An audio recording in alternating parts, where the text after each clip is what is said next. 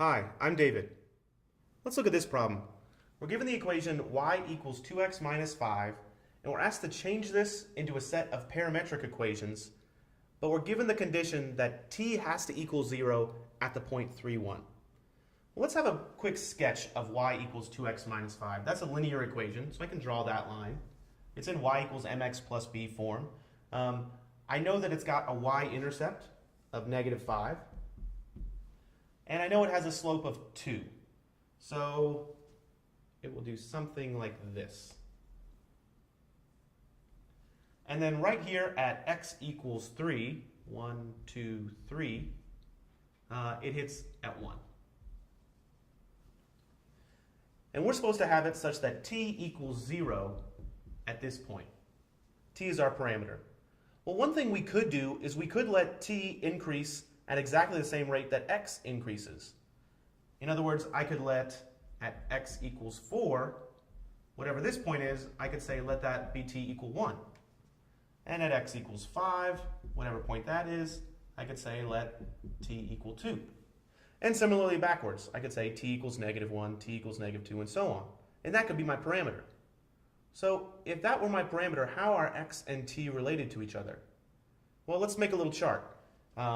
Here's t and here's x. And we'll see if we can figure out the relation. I've got t equals 0, 1, and 2. X is equal to 3, 4, and 5.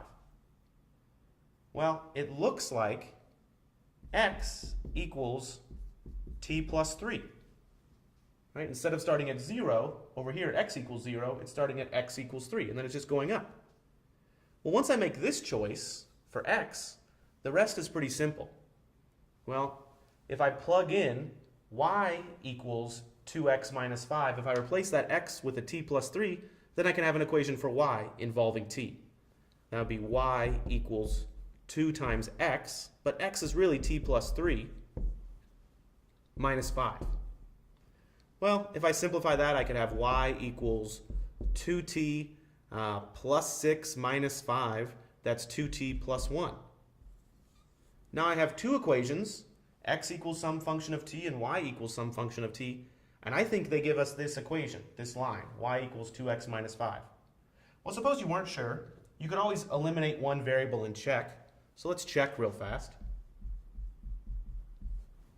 I could solve this equation for t, and I'll have t equals x minus 3.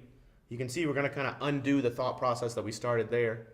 And then I could plug into this one, and I'd say y equals 2 times x minus 3 plus 1. Well, that's the same as y equals 2x minus 6 plus 1, which is minus 5. And y equals 2x minus 5 was our original equation. So here's one set of parametric equations that works.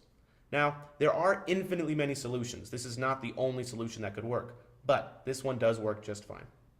Thanks for watching.